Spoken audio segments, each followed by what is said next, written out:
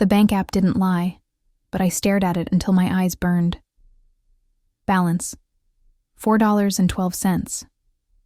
In the kitchen, Mark was scraping the bottom of a cereal box, the sound of dry flakes hitting porcelain sounding like a death knell. We were out of time, out of credit, out of options. He looked at me, his face gaunt from weeks of stress, and forced a smile that didn't reach his eyes. "We'll figure it out, Claire," he whispered. But I knew we wouldn't. 8 years ago, the world was different. I was 22, reckless, and dating a man named Elias who smelled like wood smoke and bad decisions. We were hiking a restricted trail in the Smokies when we found it. A weather-beaten duffel bag partially buried under a rotted log. Inside wasn't clothes or gear. It was vacuum-sealed bricks of $100 bills. $2 million. No blood, no bodies, no notes. Just a silent, life-altering fortune. We didn't call the police. We didn't even speak. We just dragged that heavy nylon weight back to his truck in a fever dream of adrenaline. We split it 50-50, $1 million each. The pact was simple. We'd go our separate ways. We'd never spend enough to trigger an audit. We'd never contact each other again. For 8 years, I kept my word. I built a quiet life with Mark, burying the cash in floorboards and safety deposits. But Elias? Elias was never good at math. My phone vibrated on the granite counter. An unknown number. My heart did a slow, heavy roll in my chest. I shouldn't have answered, but the desperation of our $4 bank balance made me weak. I stepped into the pantry, closing the door on the sound of Mark washing his single bowl. "Hello?" I whispered. There was a long beat of static, then a voice that sounded like gravel grinding together. "The well is dry, Claire. I need your half." "Elias?" I choked out the name, my lungs suddenly feeling 2 sizes too small. "You're not supposed to call, ever." I heard a dry, hacking laugh on the other end. "Rules are for people who can afford them. I'm in Philly, Claire. I'm 10 minutes from that charming little fixer-upper you bought with inheritance money. You have something that belongs to me." My blood turned to ice. He knew where I lived. He'd been watching. "I don't have it," I hissed, leaning my forehead against a shelf of canned beans. "It's gone, Elias. 8 years of rent, Mark's medical bills, the mortgage. I spent it all. There is nothing left." The silence on the phone was heavier than the words. "That's a lie," he said, his tone dropping into something cold and predatory. "You were always the saver, the cautious one. You have at least $200,000 tucked away for a rainy day. Well, it's pouring. Claire, you okay in there?" Mark's voice slammed against the pantry door. I jumped, nearly dropping the phone. "Fine," I yelled back, my voice cracking. "Just looking for the peanut butter." I turned back to the phone, my voice a frantic breath. "I'll meet you, tonight, but stay away from my house. If my husband sees you, the deal is dead." Elias chuckled. "Midnight, the old pier. Bring the bag or I'll introduce myself to Mark over breakfast." He hung up. I stayed in the dark, surrounded by the smell of stale flour, shaking so hard the shelves rattled. I didn't have $200,000. I didn't have $200. I had spent the last of the found money 6 months ago to cover the property taxes Mark thought I'd paid with my freelance work. I was a fraud, a liar, and now I was a target. But as I walked out, I saw Mark looking at a stack of unopened mail with a strange expression. "Everything okay?" I asked, trying to keep my hands from trembling as I reached for a glass of water. Mark held up a thick yellow envelope. There was no return address. "This was tucked under the door," he said. "It has your name on it." My heart stopped. Had Elias already come by? I snatched the envelope. It was heavy. Too heavy for a letter. I ripped it open and my breath hitched. Inside was a stack of photos. All of them were of me. The photos weren't recent. They were from 8 years ago. In one, I was standing by the trailhead in the Smokies, grinning. In another, Elias was hoisting the black duffel bag into the trunk of his truck. My stomach turned. These weren't photos we had taken. Someone else had been there that day. Someone had watched us find the money. Someone had been waiting nearly a decade to strike. And they had chosen the exact moment we were at our most vulnerable. Claire? Who is that guy in the pictures? Mark's voice was low, laced with a confusion that was rapidly turning into suspicion. I looked at the photos again. In the corner of the frame of the truck photo, there was a reflection in the side mirror. A face. It wasn't Elias. It was someone I recognized from the neighborhood. The local librarian, Mr. Henderson. A man who had lived 3 doors down from us for 5 years. The room began to spin. I looked at Mark, my mind racing. If I told him the truth, I'd lose him. He was a man of integrity, a man who believed in the law. If I told him his wife was a thief who had been living on blood money, he'd walk out the door. But if I didn't tell him, Elias would kill us, or Henderson would blackmail us into a grave. It's an old boyfriend, I lied, the words tasting like ash. He's been stalking me. I didn't want to worry you. Mark took the photos from my hand, his jaw tightening. This isn't just stalking, Claire. This looks like a crime scene. Why is he carrying that bag? And why does it look like you're hiding? He was too smart. I had underestimated his intuition, because I'd been so focused on the math of our survival. He turned one of the photos over. Written on the back in neat, cramped handwriting were the words, "I know how much is left. Meet me at 11 p.m. Not the pier." The note gave an address to a warehouse on the edge of town. My head throbbed. Elias wanted me at the pier at midnight. This anonymous shadow, Henderson, wanted me at a warehouse at 11. 2 men thought I had money I didn't have, and my husband was finally seeing the cracks in the porcelain mask I'd worn for years. "I have to go," I said, grabbing my keys. Mark grabbed my arm, his grip firm. "No," he said. "We go together. Tell me the truth, Claire. Right now." Mark's grip wasn't aggressive, but it was unyielding. His eyes, usually so soft and full of trust, were searching mine for a version of me that no longer existed. I had 2 choices. Keep spinning the web until it strangled us both, or cut it open and let the rot spill out. The money we've been living on, Mark. It wasn't an inheritance. It wasn't savings. I took a jagged breath. I found it, 8 years ago, and the man in those photos is coming to take what's left. The silence in the kitchen was deafening. I expected him to shout, to pull away in disgust, but he just went still.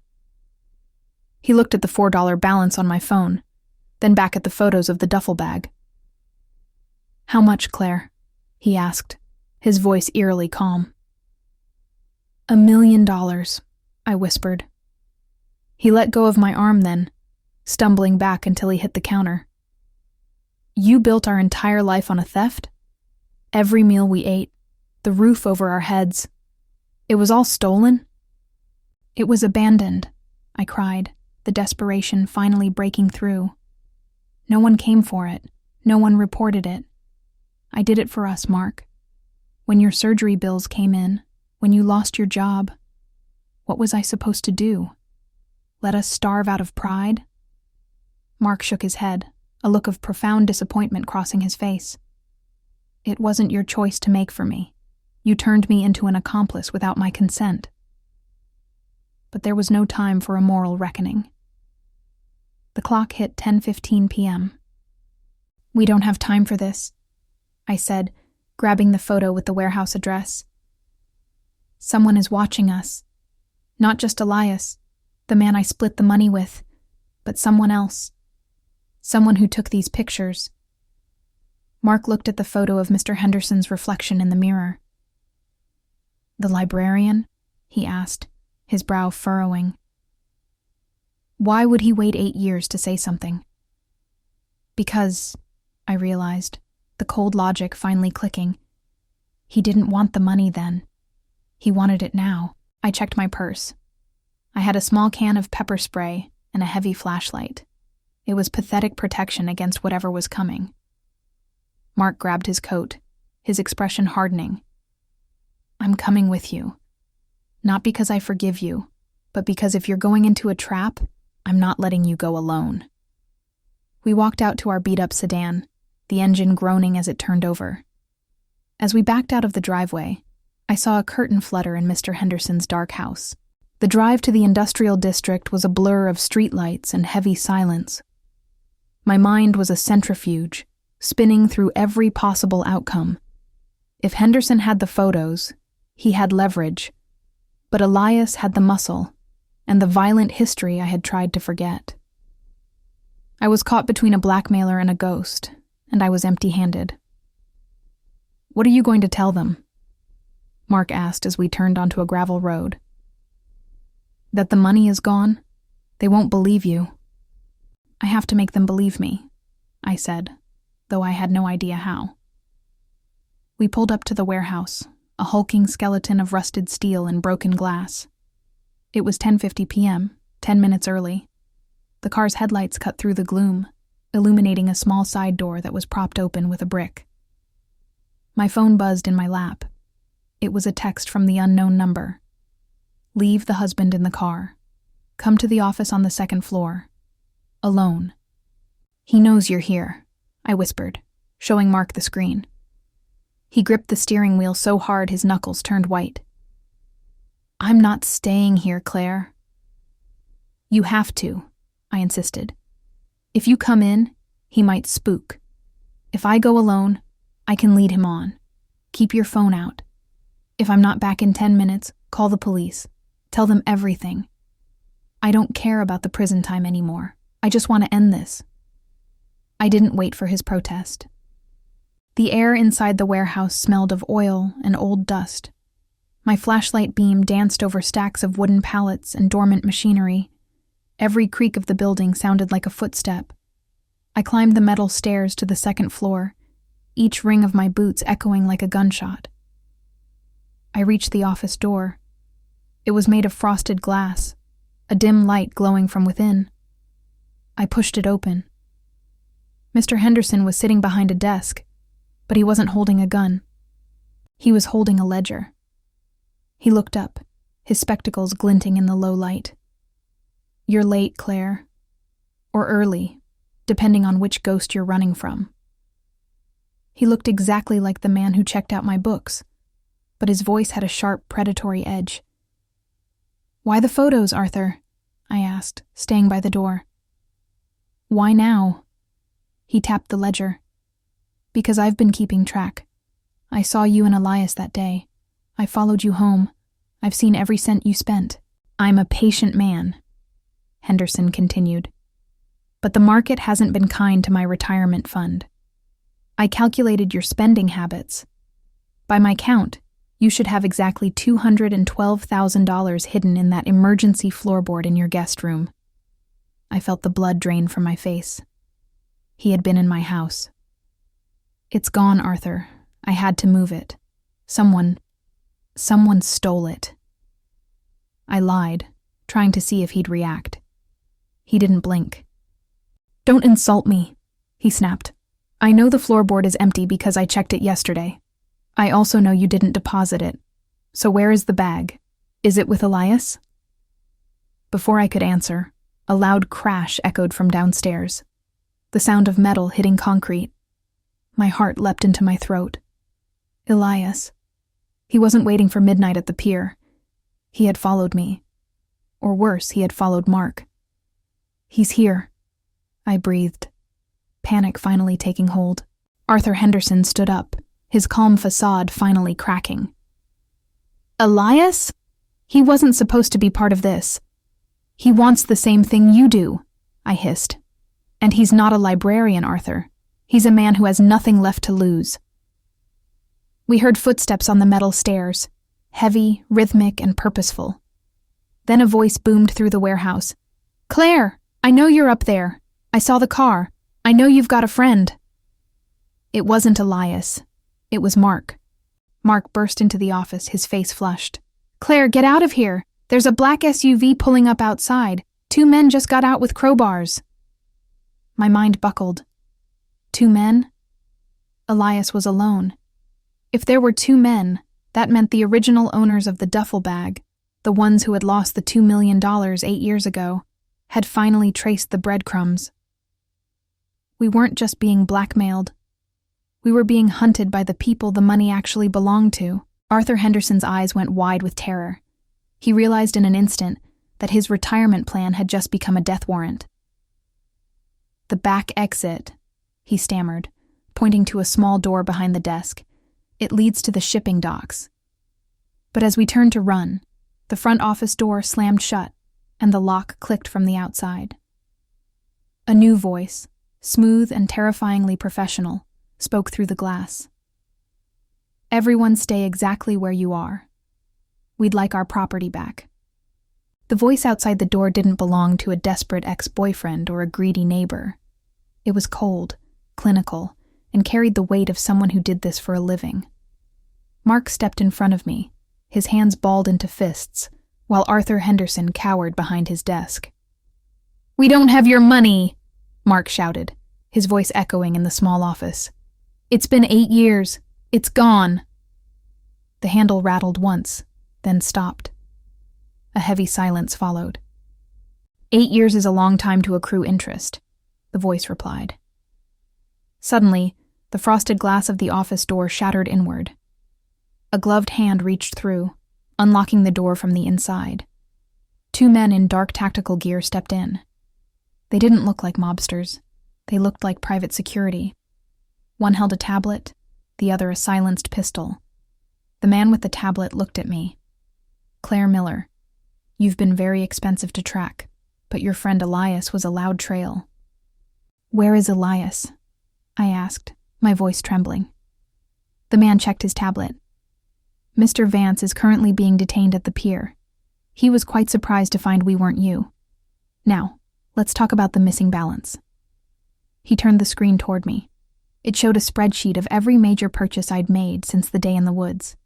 They hadn't just watched me. They had audited me. They knew about the house, the car, and even the grocery bills. Arthur Henderson tried to bolt for the back exit, but the second man caught him by the collar, slamming him back into his chair. "And who is this?" the lead man asked, looking at the librarian. "A witness?" Arthur started babbling. "I have nothing to do with this. I just saw them. I just wanted a small cut." I felt a wave of nausea. My secret hadn't just ruined my life. It was pulling everyone around me into a vortex of violence I couldn't control. "We know you don't have the cash, Claire," the man said, stepping closer. $1 million in 2018 is worth significantly more now. We aren't here for the paper. We're here for the asset." I blinked, confused. "Asset? What asset? I told you, I spent it." He tapped his tablet again, pulling up a map of a property I didn't recognize. It was a small plot of land in rural Pennsylvania, registered in my name 6 years ago. "I didn't buy that," I whispered. I looked at Mark. He was staring at the screen, his face pale. "I did," he murmured. I turned to him, my heart stopping. "What?" Mark looked at the men, then at me. 3 years ago, when you told me you won that small lottery, you gave me $50,000 to invest. I didn't put it in stocks, Claire. I bought that land. I thought we'd build a house there someday." The men in the room exchanged a look. This wasn't part of their audit. The lead man leaned over the desk. "That land sits directly over a decommissioned federal fiber optic line. It's a dead zone for surveillance and the perfect hub for data redirection. We don't want the money back, Claire. We want the deed to that land. It's worth 10 times what you stole." The twist hit me like a physical blow. The found money wasn't just cash. It was a lure. And we had accidentally bought the one thing the owners wanted more than the gold. If I give you the deed, you let us go? I asked, my mind racing. And you leave Elias alone? The man nodded. We have no interest in petty thieves once the firm's assets are secured. But there's a problem. He pointed to the tablet. The deed requires 2 signatures, yours and the man who co-signed the purchase. He looked at Mark. My husband, the man who prided himself on honesty, was now the only thing standing between us and a shallow grave. Mark stood tall, despite the gun pointed at us. I'm not signing anything until I know my wife is safe, and him. He pointed at Arthur. You let the librarian go. He's just a fool. The lead man chuckled, a dry, rasping sound. You're in no position to negotiate, Mr. Miller, but I admire the grit. Sign the digital transfer now and you can walk out the back door. Refuse, and we start making this office much smaller. Mark looked at me, a silent question in his eyes. I nodded. Give it to them, Mark. It was never ours anyway. He reached for the tablet, his fingers hovering over the screen, but as he started to sign, his eyes narrowed. He stopped. Wait. This isn't a deed transfer. This is an admission of guilt for a federal crime. He looked up at the man. You're not the firm. You're the police. This is a sting. The atmosphere in the room shifted instantly. The lead man didn't deny it. He pulled a badge from his pocket. FBI. We've been tracking the circulation of those specific bills for years. We knew whoever found them would eventually lead us to the person who dropped them. We didn't expect a suburban housewife and a librarian, but you did lead us to the land. That land is where the actual money laundering hub is located. If you're the FBI, why the guns? Why the threats? I screamed, the terror turning into white-hot rage. Because, the agent said, his voice dropping an octave, we aren't on the clock. The Bureau doesn't know we're here. There's $2 million in cash and a high-value land asset. We're taking what's ours and burying the paperwork. My blood ran cold.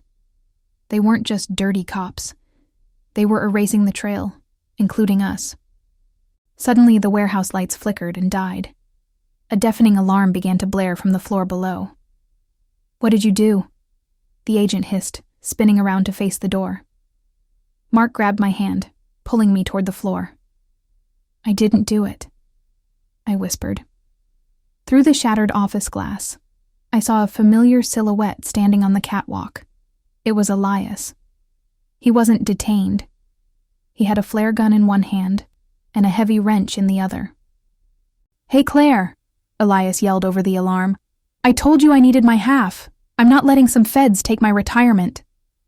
He fired the flare into a stack of dry pallets near the chemical drums. A wall of orange flame erupted instantly, lighting up the warehouse in a hellish glow. The agent scrambled, distracted by the sudden fire, and the smoke rising toward the office. Now! Mark yelled, lunging for the back door Henderson had pointed out earlier. We burst through the back door into the cold night air, the smell of smoke clinging to our clothes. We were on a high metal balcony overlooking the shipping docks.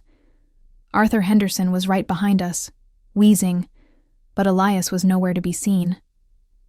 The car's around the front, Mark shouted. But as we turned the corner of the balcony, we saw Elias standing there, blocking the stairs. He wasn't smiling anymore. He held the black duffel bag. Nobody goes home until I get paid. Elias stood like a statue in the flickering firelight, the heavy duffel bag clutched in his left hand. The smoke from the warehouse was billowing out behind us, turning the sky into a bruised purple. You think I'm just going to let you walk away after you led the feds right to my doorstep? He spat. His eyes were wild, darting between me and Mark. I did 8 years of looking over my shoulder for this. I'm not leaving empty-handed. Elias, the feds are right inside. I screamed over the roar of the fire. They don't care about the money anymore. They want the land. If you stay here, you're dead or in a cage for life. Mark stepped forward, placing himself between me and Elias's unpredictable rage. Let us pass, Elias.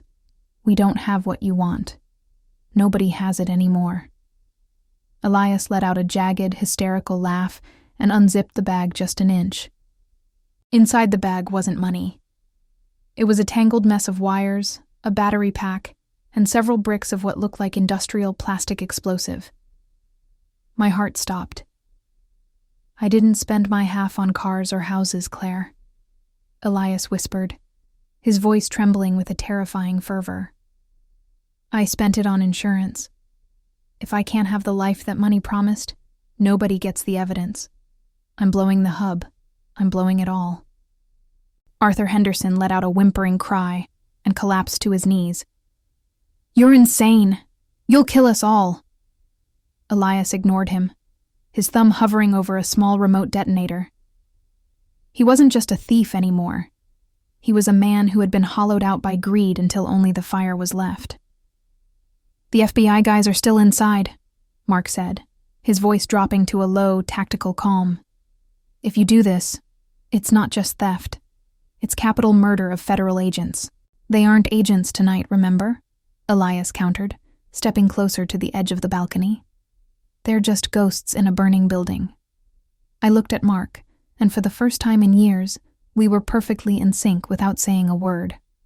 We didn't need the money. We didn't need the secret. We just needed to survive the next 10 seconds. I reached into my pocket and gripped the only weapon I had left, the small can of pepper spray. Elias, look at me, I said, stepping out from behind Mark. I made my voice soft, the way it used to be when we were 22 and dreaming of escape. You remember the trail? The smell of the pines? We were happy before we found that bag. It wasn't a gift, it was a curse. Let it go. Just drop the bag and run. For a second, his thumb wavered. The madness in his eyes flickered, replaced by a momentary, soul-crushing exhaustion. In that split second of hesitation, the office door behind us exploded off its hinges. The lead FBI agent stumbled out, coughing and blinded by smoke, his pistol raised blindly. "Drop it," he roared. The spell was broken. Elias's face hardened into a mask of pure spite. "Too late, Claire," he yelled. He didn't press the button. Instead, he swung the heavy bag with all his might, tossing it through the open door back into the heart of the burning warehouse. "Run!" Mark screamed, grabbing my waist and literally throwing me toward the metal stairs. We tumbled down the rungs, our hands burning on the hot steel. Behind us, Arthur Henderson was surprisingly fast, scrambling like a panicked animal.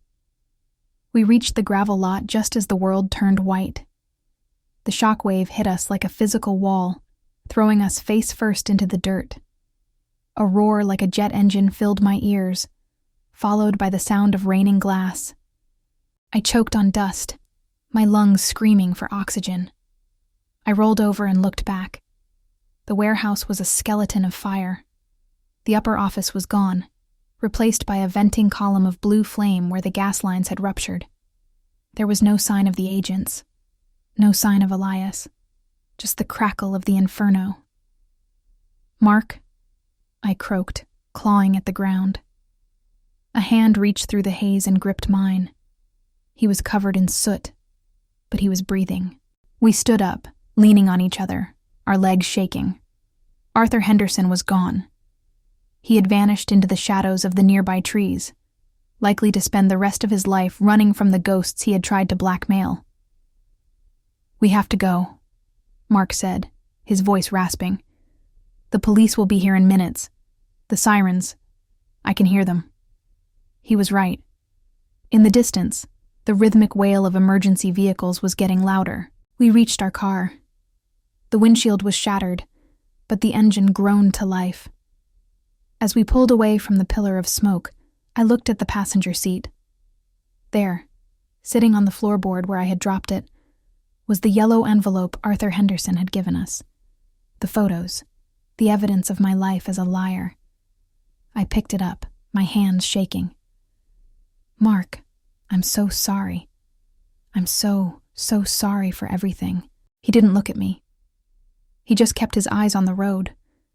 driving us away from the fire and toward a future that felt like a vast, empty desert. The money is gone, Claire. The feds, Elias, they're all gone. But the lies, they're still here. He pulled the car over a few miles away, near a small bridge over a dark creek. You have to make a choice. Right now. No more ghosts in the machine. No more secrets. I looked at the photos of my younger self, smiling next to a bag of stolen cash. I thought about the $4 in our bank account. I thought about the land in Pennsylvania that the government would now seize as a crime scene. I realized that for 8 years, I hadn't been keeping us afloat. I had been anchoring us to a sinking ship. I opened the car door, walked to the edge of the bridge, and ripped the photos into 1,000 tiny pieces. I watched the fragments flutter down into the black water like snow. When I turned back to the car, Mark was standing by the trunk. He held something in his hand, a small, mud-stained leather pouch I hadn't seen before. "What is that?" I asked. He opened it, and my breath hitched.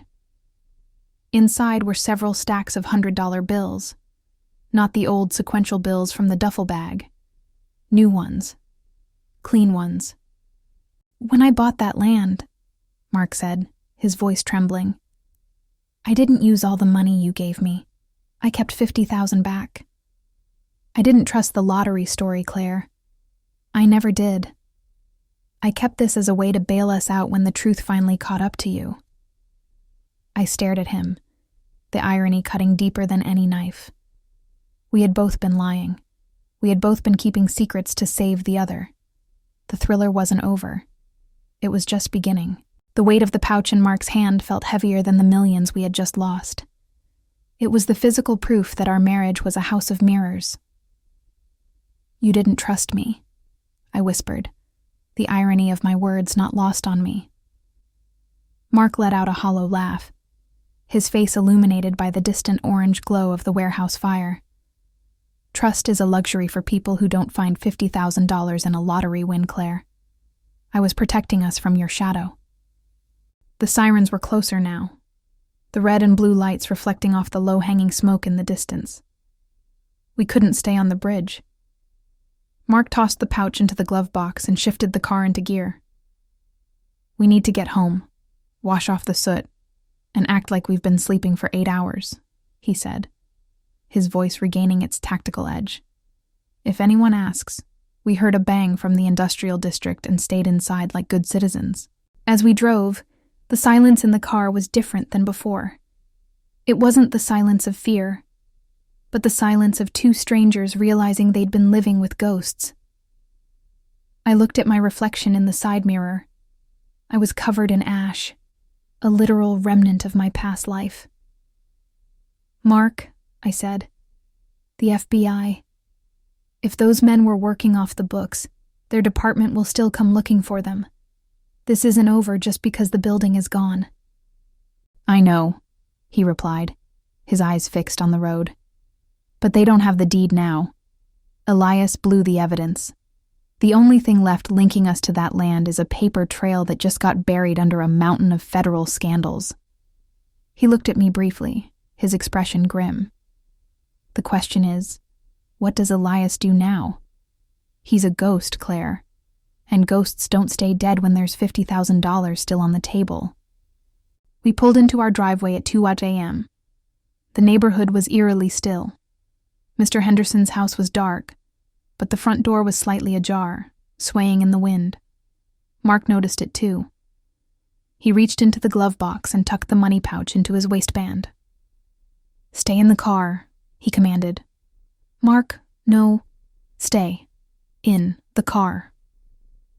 He stepped out, his posture tense, and walked toward the librarian's house with the caution of a soldier. I watched from the passenger seat, my heart hammering against my ribs. Seconds felt like hours. Then, a light flickered on in Henderson's hallway. I saw Mark's silhouette through the window, then a second shape. It was small, slumped. My curiosity overrode my fear. I climbed out of the car and ran to the porch. Inside, the house was trashed, Books were ripped from shelves, and Arthur Henderson was tied to a dining chair, a gag in his mouth. Mark was kneeling beside him, untying the ropes. Arthur was sobbing, his face bruised. "He was here," Arthur wheezed the moment the gag was removed. "He didn't go back into the fire. He was waiting here. He knew I'd come back for my cat." "Elias?" I asked, looking around the dark corners of the room. "No," Arthur whispered, his eyes wide with a new kind of terror. "The other one. The one who wasn't an agent. The one who was actually the firm." The air in the room turned freezing. If the men in the warehouse weren't the actual owners of the money, then who had we been dealing with? "He said he's been waiting 8 years for the cleanup to finish," Arthur continued, his voice trembling. "He said you were the perfect little squirrels, hoarding the nuts until the winter was just right. He took my keys, Claire. He has the keys to your house." I spun around, looking toward our home 3 doors down. Our front door, which we had locked minutes ago, was standing wide open. A single light was on in the kitchen, the light above the stove. Mark didn't wait. He bolted out of Henderson's house, and I was right on his heels. We burst through our own front door, expecting a struggle, a gunman, or a fire. Instead, we found a man sitting at our small kitchen table, drinking a glass of water. He was older, dressed in a sharp gray suit that looked out of place in our modest kitchen. He looked like a grandfather or a retired CEO. On the table in front of him wasn't a gun, but a stack of bank documents and a small handheld GPS device. "Sit down, Claire. Mark," he said, his voice as smooth as silk. "I've been watching your lottery winnings with great interest. You have a very efficient way of laundering small amounts of capital." "Who are you?" Mark demanded, his hand hovering near the pouch in his waistband. The man smiled, but his eyes remained cold. "I'm the person who actually lost that bag. I'm also the person who paid the FBI agents to find it for me. It's so hard to find good help these days. They always get greedy and try to keep the find for themselves." He gestured to the chair. "Please, we have a lot to discuss regarding your future employment." "Employment?" I choked out. "We don't want a job. We want you out of our house." The man chuckled. "You don't understand. You spent $1 million of my money.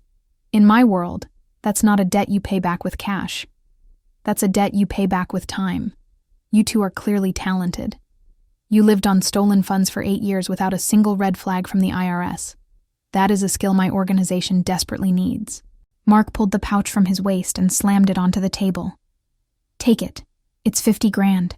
It's all we have left. Just leave us alone." The man didn't even look at the money. 50,000? That's an insult, Mark, but I'll take it as a down payment on your loyalty. He stood up, smoothing his suit. "I've already cleared your land issue. The warehouse fire was ruled an accident. The bodies inside, they don't exist anymore." He walked toward the door, stopping just inches from me. He smelled like expensive cologne and ozone. "Tomorrow morning, a car will arrive at 8 a.m. You will get in. You will begin working for me to repay the $950,000 deficit you still owe." He looked at the kitchen clock. "I suggest you get some sleep. It's a long drive to the border." He stepped out into the night, leaving the door swinging. We stood in our kitchen, the hum of the refrigerator the only sound in the house. We were free from Elias, free from the feds, and free from the secret. But we were owned by something much worse. I looked at Mark, and for the first time, I saw the same spark of rebellion in his eyes that I'd had in the woods 8 years ago. "We aren't getting in that car, are we?" I whispered. Mark looked at the 50 grand on the table. "No, we're leaving tonight." The decision was made in a heartbeat. We didn't pack suitcases. We packed a single backpack with the $50,000, 2 changes of clothes, and our passports. Every shadow in our backyard looked like a man in a gray suit.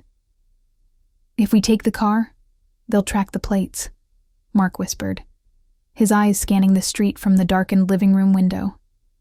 We need to vanish before that 8:01 a.m. car arrives.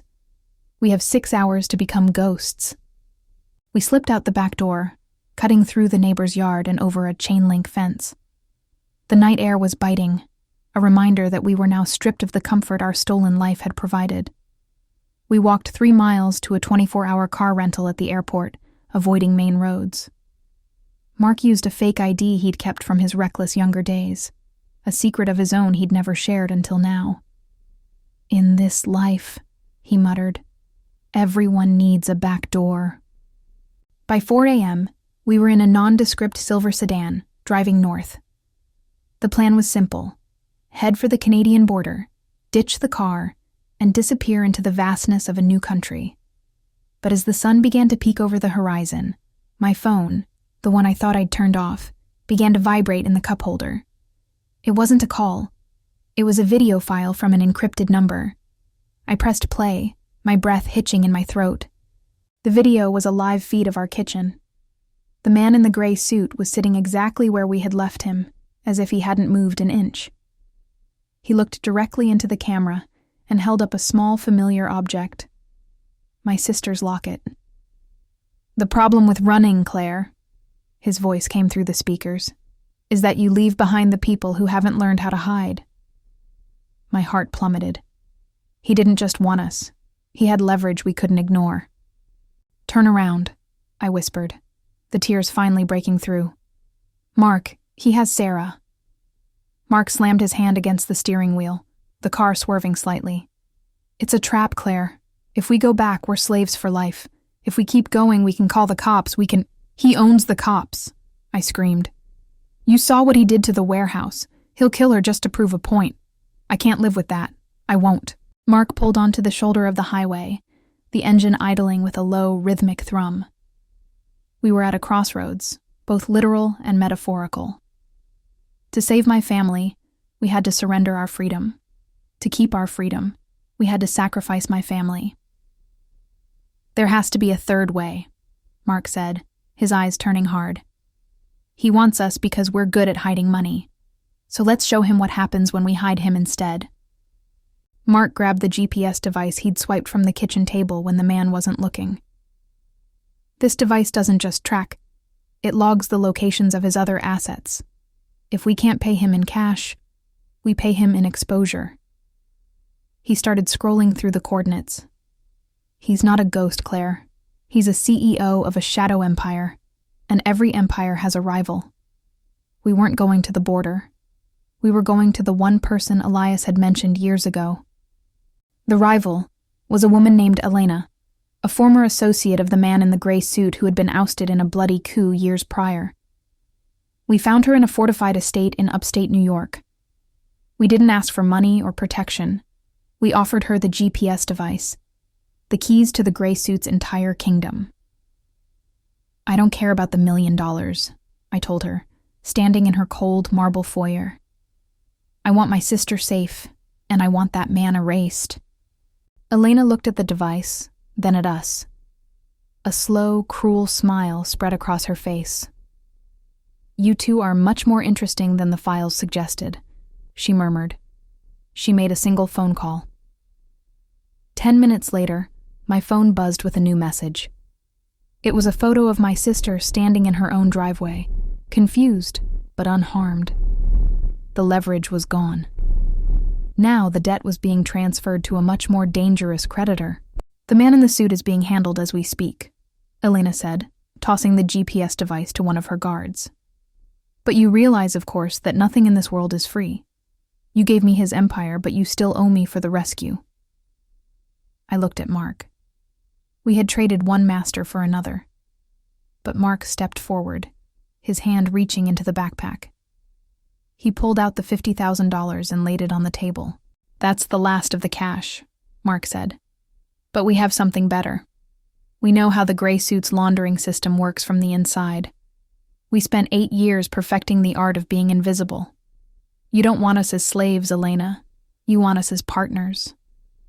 It was the ultimate gamble. We were offering to stay in the world of shadows, but this time, on our own terms. No more running.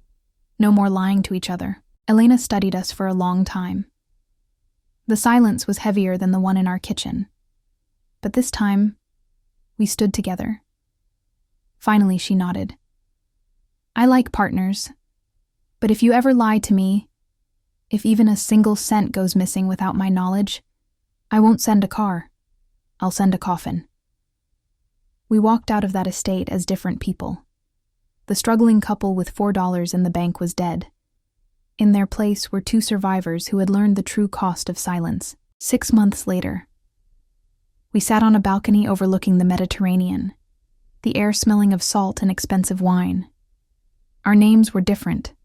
Our faces were slightly altered by time and stress, but our bank account was no longer empty. We were the architects of a new system, moving millions through the shadows for Elena. We were successful, we were safe, and we were finally, truly, wealthy. But the tension never fully left my shoulders. Mark walked out onto the balcony and handed me a glass of wine. He looked younger here, the weight of the secret finally lifted. You thinking about the woods? He asked softly. I nodded. I wonder if that bag is still out there, under another log, waiting to ruin someone else's life. Mark smiled and kissed my forehead. Let them find it. We've learned that the money isn't the prize. The prize is knowing exactly who is standing next to you when the lights go out. As the sun set over the water, my phone vibrated on the table. A message from an unknown number. My heart skipped a beat, the old instinct returning. I opened it. It was a photo of a small rustic bakery in Philadelphia. In the window was a sign, closed for renovations. Tucked in the corner of the frame was a man in a wood smoke-colored jacket, tipping a hat. Elias. I deleted the message, took a sip of my wine, and smiled. The game never ends. You just get better at playing.